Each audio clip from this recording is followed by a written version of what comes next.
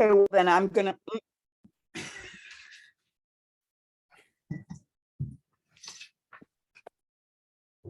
Then I might just step out and let you all run it. I'll still be here. Mike, would you like to start this one? Sure, I can do that. And it ought to be relatively easy because what we had imagined was a pretty informal session following maybe from the first one where we all talked about assignments that we either had used successfully or kind of had in the hopper. We just kind of shared assignments. And in this session, we wanted people simply to have some space to think about how to build assignments that they were working on. We weren't sure whether people would prefer simply to sort of have some workspace or a chance to, like as a group, sort of bounce ideas off one another. So we can have that discussion kind of in a moment. One thing that I will do is share a resource that you may not know about, and which I think we're going to put relatively soon in different form. This is a page on the old Writing Across the Curriculum website, and I say old because it's been there a while, though not frequently cited, and which we'll probably soon fold into the Resources for Writers website that we've been piloting in English 102. Actually, I should probably show people what that looks like if you haven't seen it. Yeah, there is not now a section for faculty resources, okay? But I think I'd like to try to put that together this summer. And one of the pages would be this one, okay, or some version of this one, which describes basic kinds of assignment practices for teachers of writing across curriculum courses, ways in which you can use writing sort of usefully in classes. The one thing that I would, we always kind of encourage, we think writing is a good thing under whatever circumstances, the more we ask students to write, the better they will get at writing, just kind of through practice. The one thing that we really always suggest is that we try to get students to write as thoughtfully as possible, for a couple of different reasons, and one connected to the content in the course and the other kind of connected to practice as writers.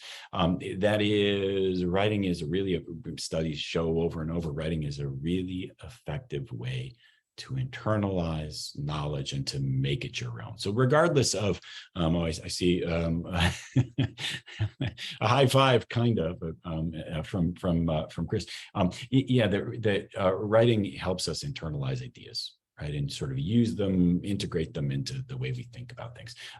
But writing thoughtfully is also a much different kind of a project and a much more intellectually authentic project, one connected to what people really do in the world as writers, than report writing. So we encourage people not to ask students to summarize necessarily, but to do something with the content of the course.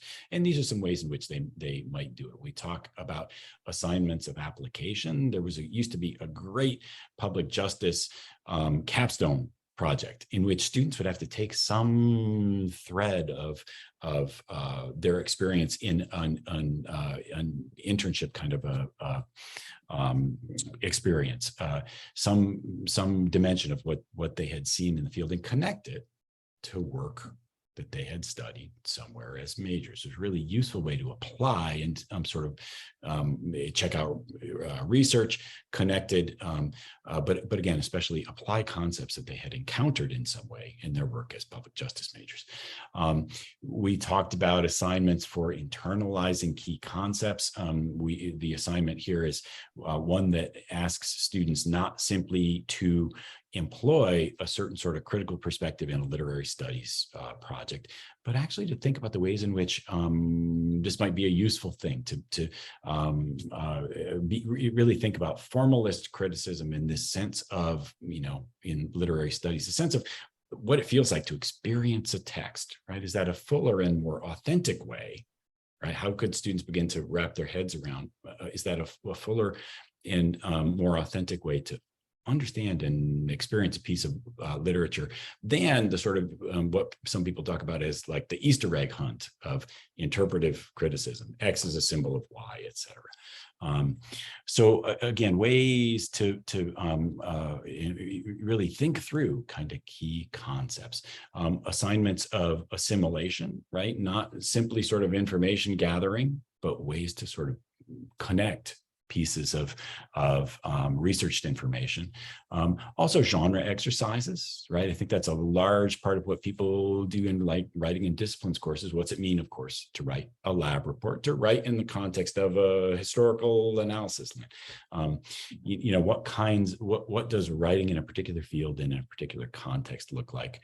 And then also, especially at the end of a disciplinary experience, what does writing in this field feel like and allow? That is not simply to kind of practice it, but also to talk about it. What we talked about last time is the kind of meta move in the last session, as a kind of meta move that students have great sort of difficulty, I think, with.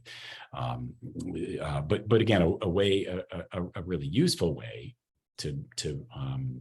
or moment maybe to reflect on the kinds of writing and thinking that are done in an academic field or in a profession too.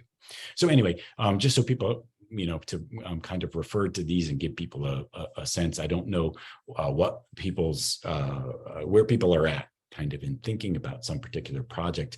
But I wonder if it makes sense for us to go around and talk a little bit about what kinds of things you're working on, and what sorts of an experience today would be useful. Would it be good to bounce your ideas off of us? Would it be good to be sharing drafts or I wonder if we could just go around. I don't know if we all necessarily know each other, so I'll just begin with an introduction. I'm Michael Murphy from the English department. I'm coordinator of writing across the curriculum.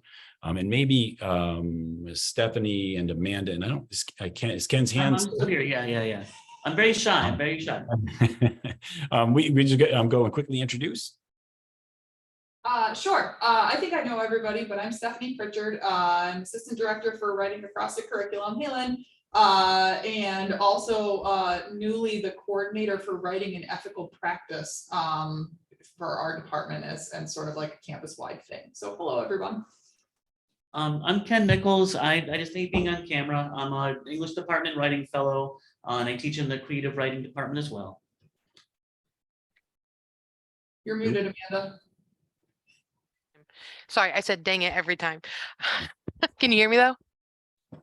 Okay, because I was having problems with the first one.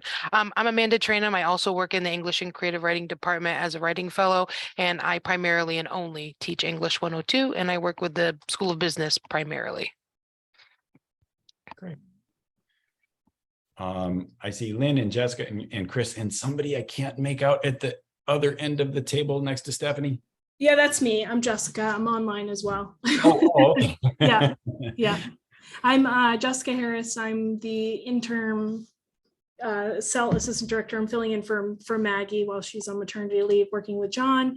And I am in the Department of Health Promotion and Wellness. I'm an assistant professor there.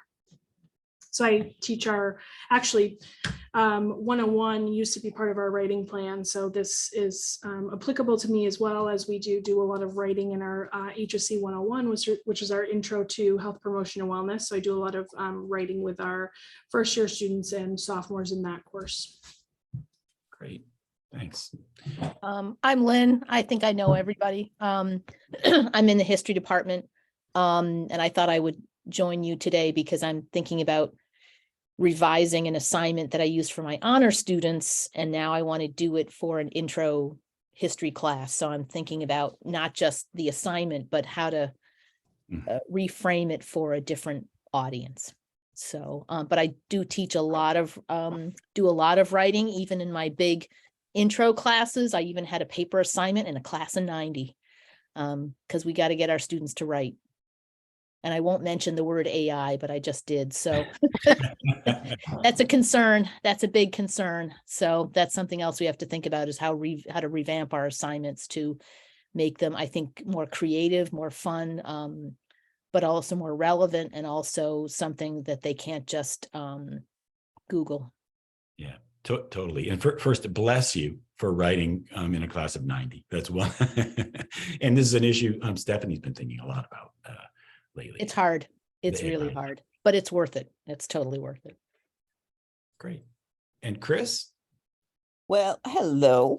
I'm Chris Hirsch. I'm in the Department of Communication Studies. I teach a lot of the writing intensive courses, but the bottom line, which I probably shouldn't say in a recorded thing, is I was an English major undergrad, and then when I was getting my doctorate, my advisor in the department, my doctorate was in rhetoric, and he developed a course of writing, critical thinking and writing that was then expanded across the entire university. And I was one of the teachers of that.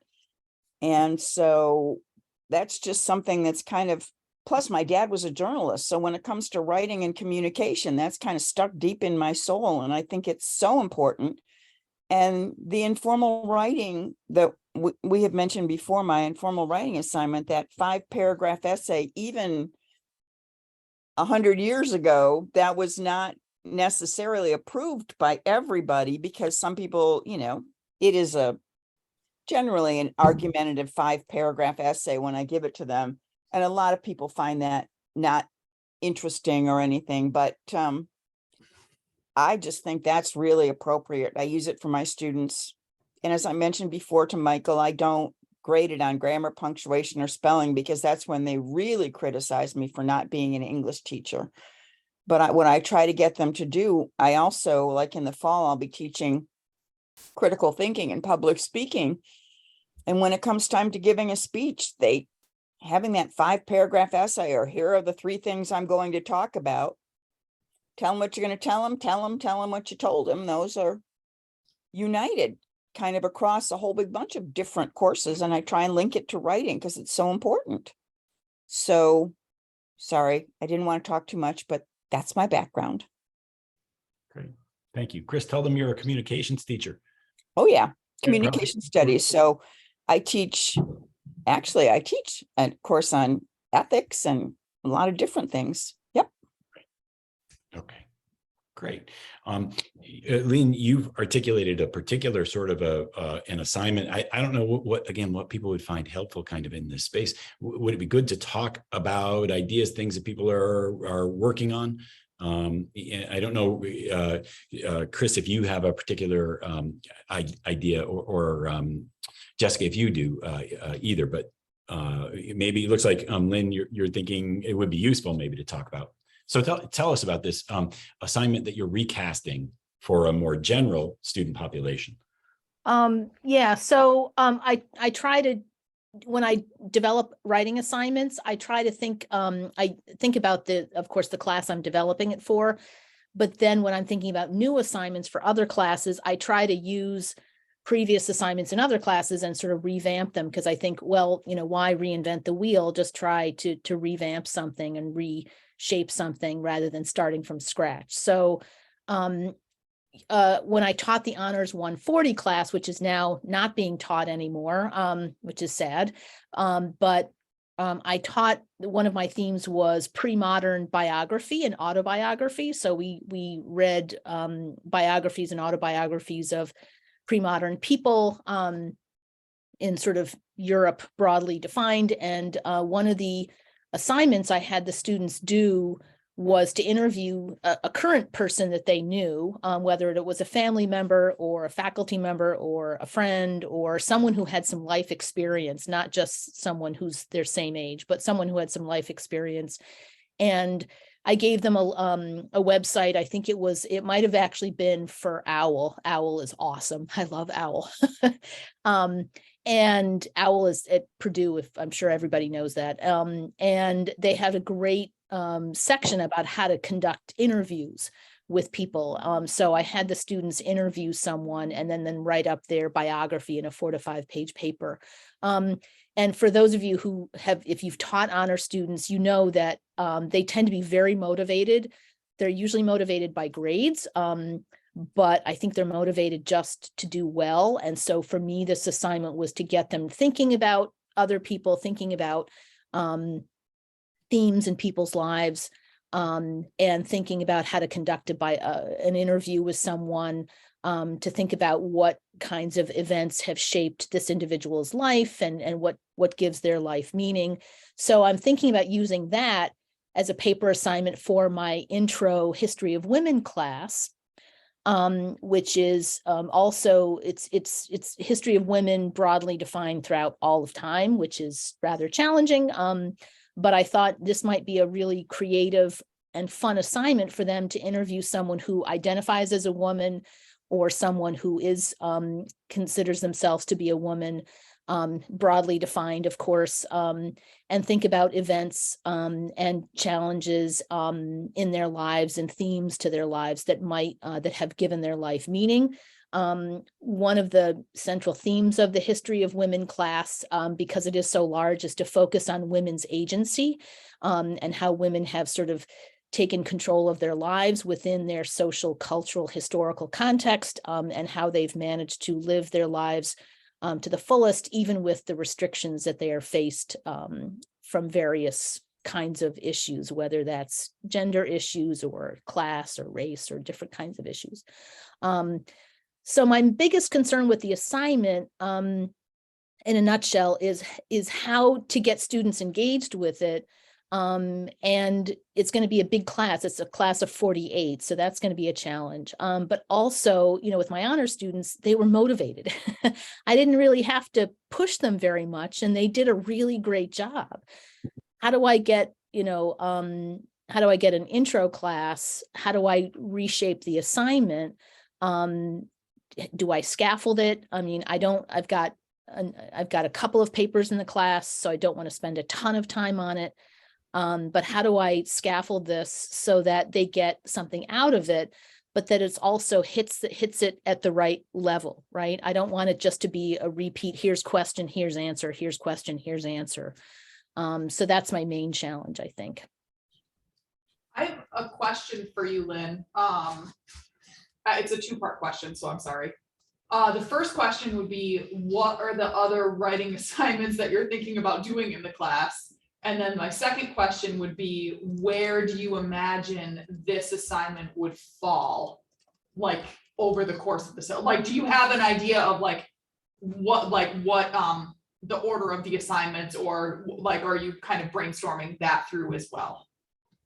Yeah, that's a good question. The other assignments, I think obviously I would have an exam in the class. So there's an essay exam. I think in the past I've had them do an essay basically using a primary source, like primary source analysis kind of paper, which I do in all my history classes to get them thinking about a particular source we're reading in the class from a different period of time. So it's a good question. As we were talking at the beginning of the session, because I'll be honest, I hadn't thought about joining, but then I thought this might be a good place to talk about this, is I'm thinking about doing this assignment for the first paper at the beginning of the semester in the fall. And then I thought, well, how am I going, if it's just a one-time thing, that's great. But I really would, one of the things I did in honors, which I think worked really well, is I talked about something in the beginning of the semester, and then I asked them to think about it at the end of the semester. Right? Mike's nodding. So I'm thinking maybe there's a way to do the paper at the beginning of the semester to get them thinking about people today, and then having them revisit their assignment and comment on it, maybe in an exam essay at the end of the semester. So I'm just thinking if that's how that might function. It wouldn't be a response paper at the end of the semester. It would be incorporated into an exam essay, which they would get in advance. So I don't know if that, how that might work. I am nodding sort of enthusiastically because that's a version of what I was going to suggest. That is, to me, as you described the assignment, it seemed like very much like the public justice assignment I had described at the beginning, like this sense to this moment where you might connect these ideas developed in the course, right, to some sort of experience that seemed primary and sort of immediate in some way. This person who they know and who, they probably have some real connection to. But as you talked about it a little bit, yes, I was thinking the same thing, that it might be interesting to ask them to go find somebody who intuitively strikes them as, I don't know, having a story to tell, at the very least, if not one that's sort of representative of any kind of gender experience, but and go interview them and talk to them and write about it. But then also, I guess I was thinking, revise that paper at the end.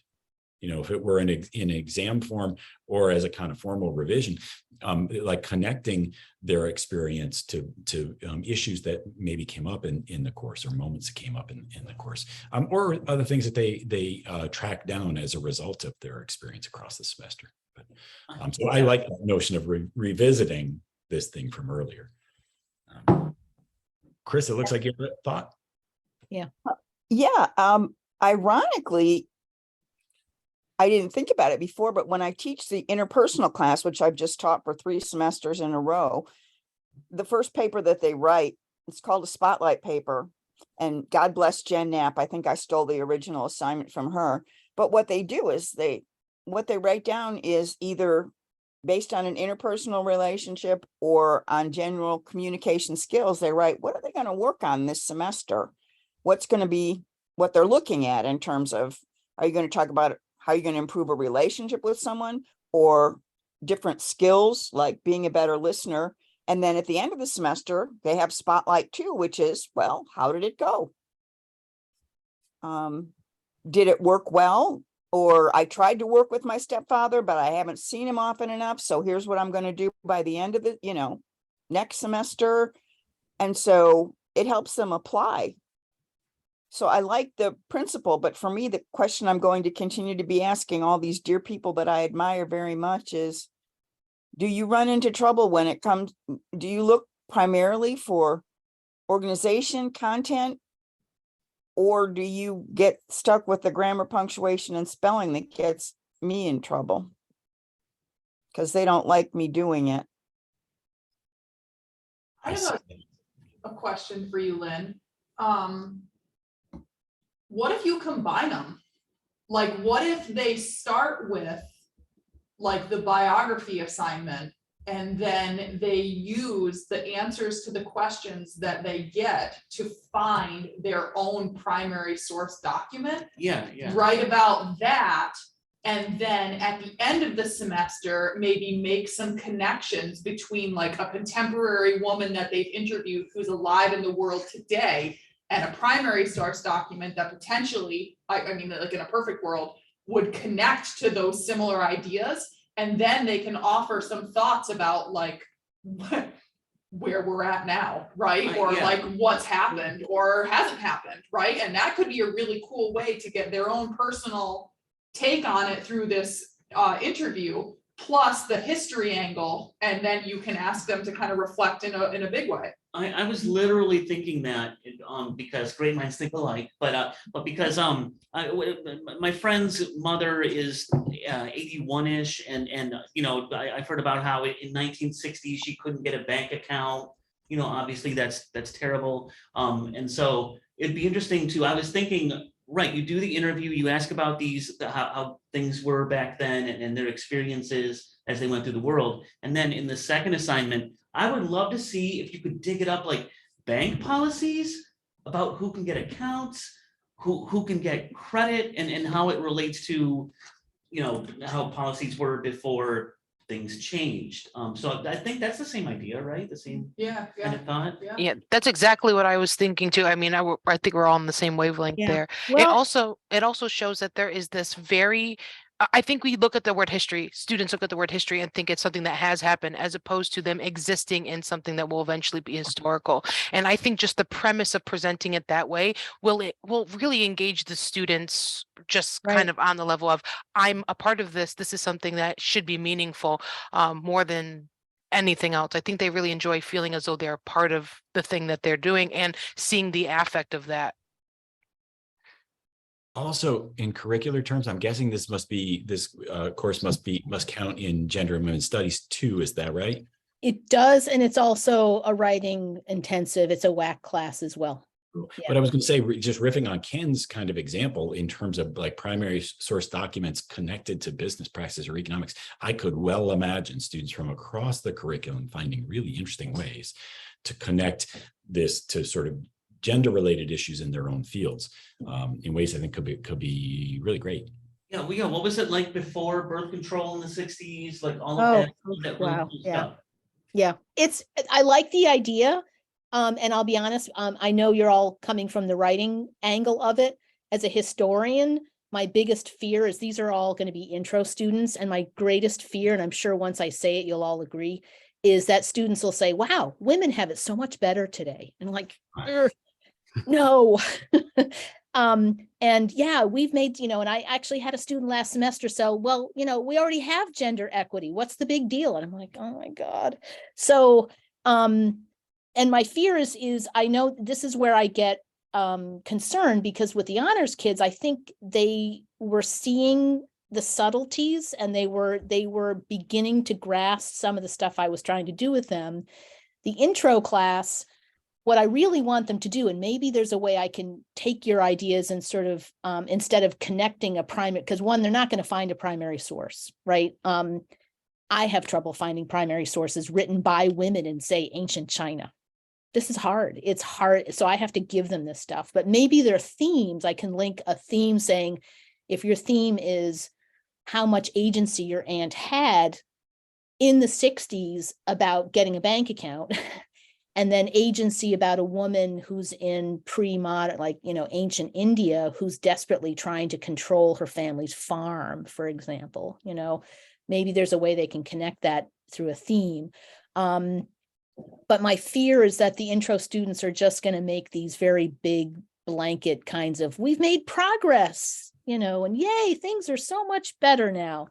And then come away with the idea that, no, and we're not focusing on progress. I'm focusing on how women of different eras and different communities and different cultures work within and without and push against and resist, but also work within patriarchal systems and different kinds of systems of oppression to further themselves and their families, and to see how they that you might, what on the surface appears to be a woman who's just oppressed. Okay, yeah, she's oppressed, but she also pushes against that system in some ways and works with it and against it in order to achieve something. And so that woman may seem like, oh, she's just oppressed, but she actually has some agency over her own life. She just interprets it differently and works through things differently than we do.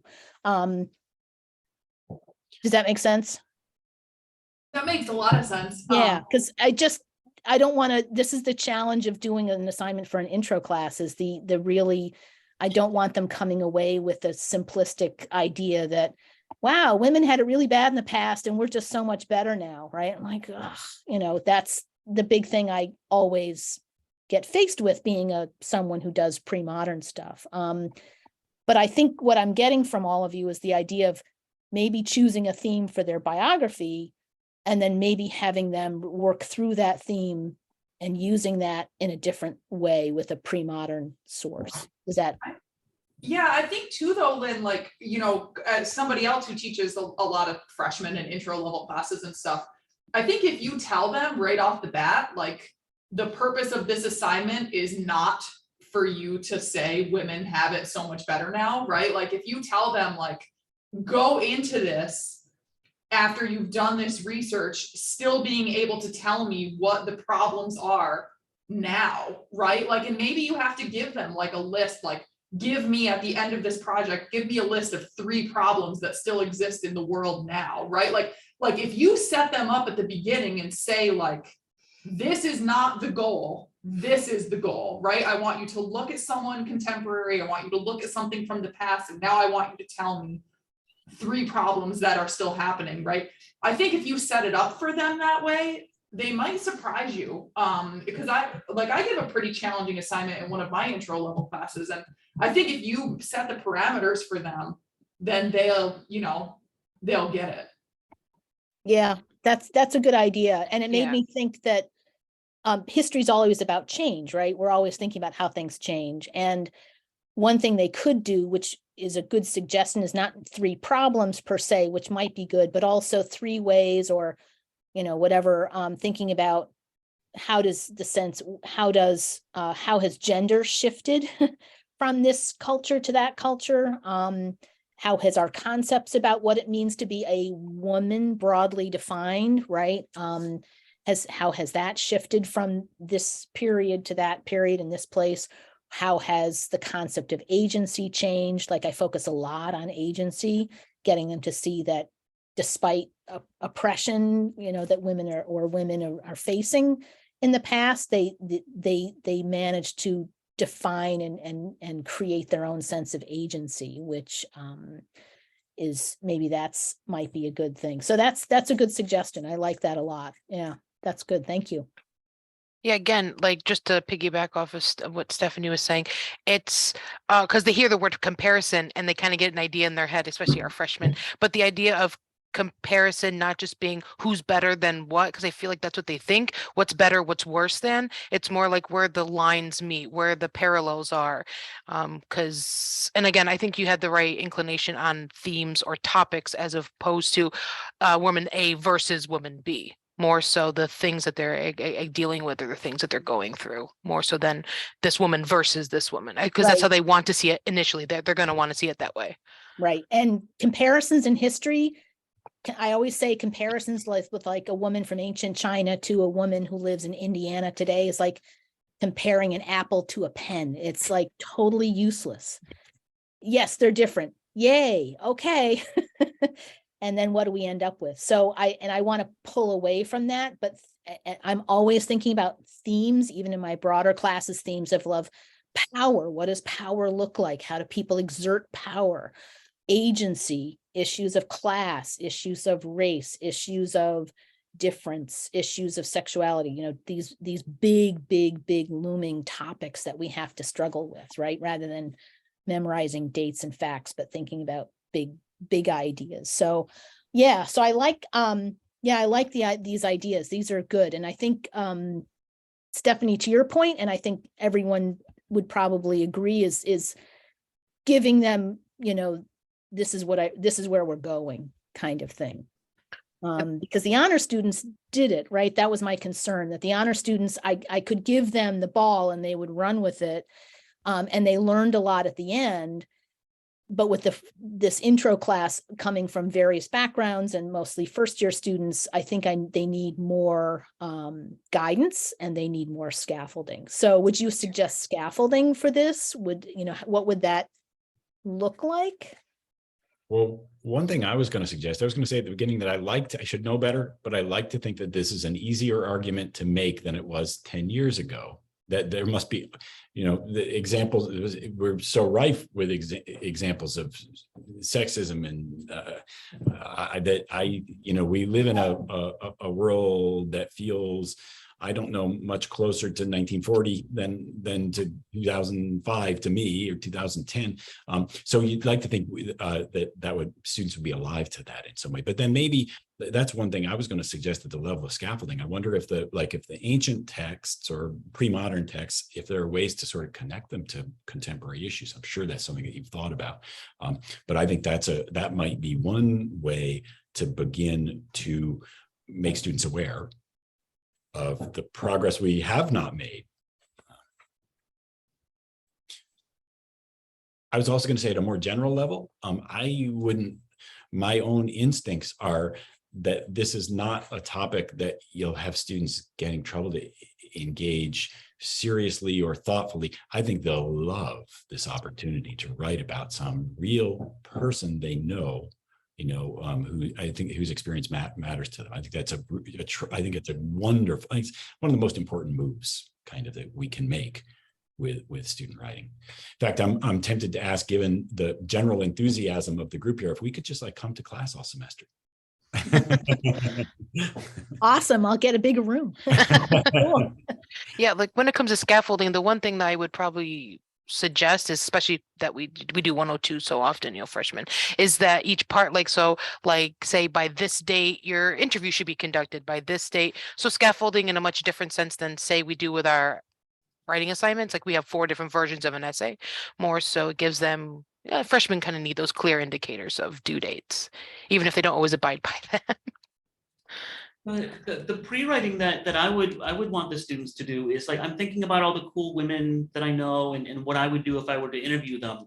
I would try to, in terms of pre-writing, have the students jot down the areas of inquiry that they'll make, why they find the woman interesting, what they're going to ask about. That way, they have a more refined idea for the questions they'll ask and the specific fields that they'll be delving into. Yeah, that's a good idea. I do a workshop with my honor students where they have to share the person that they're going to interview and then figure out the questions that they're going to ask and what they hope those questions will then generate. Because for the honors kids, it was important that they had some kind of thread or theme. Just random stuff, I was like, that's not good enough. You've got to have some kind of motivating thread that's going to take you through this biography. You say, this person is an educator. What is, how does that shape their life? This person, I had several people interview people who were in the military, like, okay, so shape, what's motivating them? What's that thread that they can take through, so that they begin to see that it's not just a life randomly lived, but it's a life that's lived with meaning. And I just attended Amy Bidwell's session earlier, which, you want meaning, you want to live a life with some kind of meaning, whatever that is. So, Christine, did you have a point? I had a question. Would there be any time at which you would have, well, since it's a larger class, maybe put them in groups? But one of the reasons for my informal writing question is because it answers why, and it prompts them to be ready for discussion. So it could be, what are the 3 most important questions you're thinking of asking and why?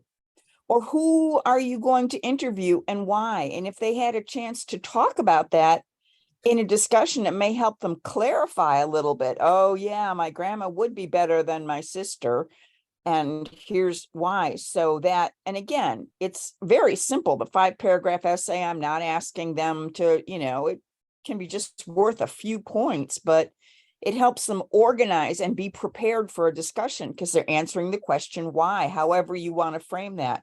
What's your most important question? What's the person you're interviewing? You could ask a number of different questions, but put them in a group, have them discuss. And then, as we've learned that teaching is the best way of learning, the group could share, oh, here's what we've discussed, here's what we're looking at and why. And that may help the others, with the threads. Yeah, to kind of piggyback off that a little bit, as you're talking about like brainstorming or pre-writing or whatever, you might think too, Lynn, about asking them even before they start thinking about who they might interview. What if you ask them, okay, like, why don't you write a little bit about 3 different like issues or 3 different things that are connected to women that interests you personally, right? Like pick 3 different topics, right? Or a couple, like whatever you think that they could use. And start with them, like each individual student, right? Maybe have like a class discussion about contemporary things that women in the world, right? This is women in history across the whole world, Lynn, or women in history in America? The whole world. The whole world from the beginning to yesterday. This is why it's challenging, right? So we're just sort of, today is Tuesday. We're in pre-modern China. I mean, it's just crazy. But but I like the idea of issues because part of the challenge of this class is to give them enough information that we can sort of focus on themes and yet say, here's China, here's somebody in an Aztec society, here's someone in Nigeria, here's another woman in India, here's a woman in medieval Europe, and connect issues. But that's, because one of the focuses I do is social movements, right? Like particularly in the modern period, social movements of people, women, to advocate for themselves, whether it's the right to vote, whether it's for birth control, whether it's for education, all those things. So that might actually help them in terms of if they coming from different majors, that might be informative. Yeah, have them start Yeah. with some things that are connected to themselves, and then once you figure out what they're generally interested in, then you can broaden it, right? And say, well, Right. yeah, sure, this problem affects you now, but it's also in these 47 other countries, right? Like, and it's been happening since whatever. So Right. that could be a good way to get them even more personally invested before they even begin to think about who they might want to interview. Right. And I'm thinking the actual interview, they might be surprised to learn that, oh, my question about, this topic didn't really resonate with the person I was interviewing. So how do they pivot, right? How do they say, okay, that question didn't really work. It didn't go anywhere with them. They didn't have anything to say. Okay, so what do we do? With the honor students, that was not a concern because they were like, oh, that didn't work. Okay. And I made it clear to them, like, if don't push, if there's an area that they don't want to go into, don't push them. That's not your job. Your job is to listen. So if there's an area, I think with intro students, it might be a little bit more challenging to say, okay, don't just give up after 10 minutes, but maybe throw out some suggestions or have them talk about a particular moment in their life that was meaningful, right? And why that was meaningful. Yeah, have them come up with some like backup questions, right. I've done like interview assignments and stuff before, and I think they get so intimidated, right? Like if somebody doesn't elaborate, or if somebody doesn't say, if they don't have a big response, I feel like many students just kind of like shut down because they're like, oh man, like what am I gonna do now? But I think helping them prep a series of like just in case questions or backup questions could be a good way for them to get a little bit more confident. Right. Too. Right.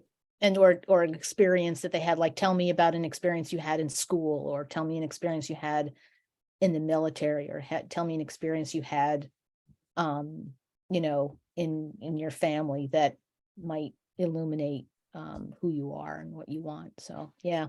But these are good suggestions. Thank you, everybody. It's So not even really- the most, or I was gonna say, it's not even the most important issue in that assignment, but what I would be curious about is how you kind of how you could try to keep it fresh, because the student's gonna know the grandmother, know the aunt, know the basic shape of their life or whatever. How, and you don't want to go too deep and too private, but how can you, find out something new from someone, who you know very well, clearly, ostensibly? Yeah, that's a good question, because and this is why I'm sort of confident about doing it with the intro class, is that what my honor students learned, and I did this twice in 2 different times with them, is that a lot of them did interview aunts, family members, sometimes people that they knew, and what they found most surprising are the stories that they actually didn't know much about their grandmother at all. Because they're all young, they're 18 years old, and like, yeah, I never really asked my mother about what it was like to be an immigrant from Cuba. One of the students said, yeah, that's what I interviewed. And I spent 30 minutes and I was like, Mom, I never knew these stories. And she's like, yeah, you never That's very asked. cool. Very cool. Right. And so it builds a connection with somebody. And people were actually quite surprised at how little they actually knew about their grandmother or their great uncle or people in their lives, because they just didn't bother to ask. And I think this is meaningful for them in a larger scale, because it gives them concentrated 30 minutes or an hour, whether it's by Zoom or FaceTime or whatever, or in person, to sort of just really ask them questions rather than, oh, I got to go. And, oh, yeah, I don't want to hear that story again, Mom. It's boring, whatever. But so you make a good point, but they were quite surprised at how little they actually knew about their family's lives. And I said at the end, which was meaningful for them, I said, when you're done with this assignment, I said, let them know that I'm the only person who's going to read it, right? I'm not going to share this with anybody. This is privileged information. I'm not going to share this with anybody. Once I read it, it's just, it goes off into whatever land Bright Space puts it in. But I said, you should share your final paper with that person, right? You should give it to them and have them read it and see what they think about that, right? And maybe have a conversation about what you talked about. So, but Yeah, That's so really awesome to hear. It sounds like you've overcome that. I don't know if I'm the only one. Do we get interviewed by students occasionally for different? Yeah, okay. you might be now. Yeah, no, I might suggest some of you to my students. well, but the ones the interviews I generally get are like, why did you decide to become a teacher? What do you like about, like, they're real, and it seems as though you've definitely overcome that barrier of how to get the students to have an interest, like a less formulaic interaction. Right. Yeah. So again, I'll let you know how it goes. I didn't mean to spend the whole, period on this, but the with the, as I said, I'll let you know how it goes, because the honor students were motivated, right? They may not have been motivated. They were often motivated by getting a good grade or doing what I asked them to do. And my mantra was, they said, so what are we supposed to be doing? I'm like, it's up to you. It's up to you. It's up to the questions you asked. It's up to what they say. It's up, they didn't like that. They did not like that at all. So these people are I think these intro students are going to need much more structure, because they're not going to be motivated the same way. But these are good suggestions. So thank you so much. I'll let you know how it goes. Thank you. Really interesting project. Yes. We do have a couple of minutes left. Jessica and Chris, if you either of you has some idea you'd like the group to respond to, anything you want to talk about? Yeah, it's something I've been thinking about, and I know it's been a topic of discussion in many of kind of the breakout sessions and the topic of AI and everything. And I've kind of been thinking about how I'm going to incorporate it into my classroom and use it specifically in my, I guess, this writing project that I have of the research paper that they use, and kind of showing them what they can use it for and what they can't use it for, in ways to kind of address, that this is something that is a great tool at the same time, and what shouldn't be used, like in regards to how to write the paper. Like it's not, to be used for writing your whole paper. But I've noticed that it does do a great like skeletal outline, which could really help benefit our students who are struggling of where to start. Which I think in my class, I've noticed that that's a huge issue for students of like, geez, creating buckets of like, where am I going to go next with the paper? So just ways of how it could be a tool for organization, or kind of, giving them an idea of what would be the best way to navigate the next step or something like that could be a tool to use, but also discussing, kind of classroom norms or community norms around AI in regards to the writing of papers. That's something also I've been thinking about in establishing in the class. I know John already has that kind of in his syllabi, and it's addressed already in his classes, so that, students already know that if something's submitted that, comes up that can be flagged from ChatGPT 0, we can use to see, that would be something that they can get, addressed for. So I've just been thinking about ways to kind of not be totally punitive, but ways that, kind of allow them to use it, but in a way, so that they're not feeling like it's something, oh, we can't use, it's so forbidden, but ways that it could be appropriate, and ways, that it's not appropriate to use, so that they know kind of the best ways to use it in a sense. I guess that's kind of what I've been working on this summer in regards to just how to use it and how to incorporate it, I guess, into not just writing, but even in my own creation, because it is a great tool even for us. Like when I'm thinking about, like class activities, it develops some really cool, like in class things, like, and what's appropriate to use, what's not appropriate to use in that sense. So something I'm thinking about the same thing. We should talk. Yeah. I'm so torn, because a tool isn't inherently good or bad. Right. And I agree. It is a tool. I just, you have a good education, so you know how to outline on your own if you needed to. Right.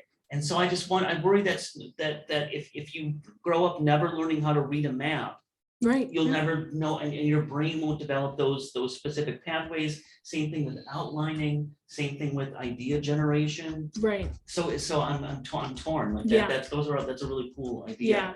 And I guess that's it, it goes back to also, there's a lot of faculty that will be like, oh, well, if you give them an example of an assignment, it's like giving them the assignment. Well, that's not, it's the same idea though. So I think it's kind of like, if we give them a good foundation, it can help them kind of refine their skills, and also, you can give an example, right? And then you can have them do it on their own and submit, right? Their own type of outline. So there's ways to kind of, so again, it's something I'm playing around with, of how to really generate that. And, how would we really, help the students learn? How do we help them, learn to use these skills and do it on their own and not use this as their crutch too? Yeah, because like you said, we've developed these skills. So it's kind of like, we know exactly what to put into it to generate what we want to come out of it. They don't, they don't, and that's where they get in trouble with it.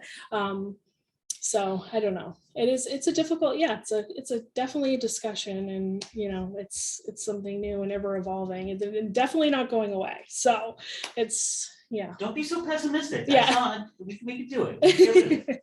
Yeah. I want to say that first of all, that I think the discussion's honing in on exactly the right problem. And I think what the issue under discussion nationally is how we begin to use this as a tool. Mhm. And then too, Ken, just like you're saying, what are the ways in which this decays certain aspects of humanity, of human intelligence, of, of what we think of as thinking? Are there parts of who we are intellectually that atrophy? And so what do we do about that? How do we begin to think about that? I think those are really, really big questions. Lynn's asking in the chat a really good specific question, which frankly, I hadn't really thought about. I don't know if John or Stephanie, if either of you have any sense, are there ways to document? Are there emerging conventions for documenting the use of AI as you write? I really don't know about that. Are there models for how to document the use of AI in an assignment, like a biblio or works cited? I think that's a really great idea. All the groups that form citations are coming up with citation criteria, APA, MLA, and so forth. But How do you cite something that is generated each time? That was one of because I saw a paper recently where there were like 2 authors and ChatGPT was the 3rd author. Oh, geez. Wow. But how do you cite something that goes away after, like, it's not, ChatGPT That's doesn't right. maintain a database of things, like Yeah. it's gone. Yeah. Oh, And I guess we might have to wrap up. We Yeah. have other people.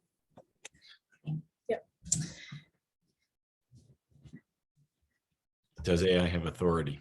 Yeah, there's a lot of really fascinating ethical questions, I think, surrounding AI. And In 10 years, it'll be the whatever president. else. Thanks, Chris. Chris. Yeah. I always say AI, I think, to me, like it's a consensus kind of generator. It's a boilerplate generator. You know what I mean? It generates received wisdom, kind of. That's its function in some way. So yes, at least it is for now. And I think there ought to be ways to sort of like use it as a tool, in the ways that we're all kind of imagining. But I do think it's a work in progress. I mean, the ways in which we will interact with AI, both as teachers and as writers. But I guess we are out of time. Is that right, John? We need to wrap up. Yes. Yeah. Okay. Well, thank you everybody for coming. It's been a really interesting and a great discussion. I enjoyed it.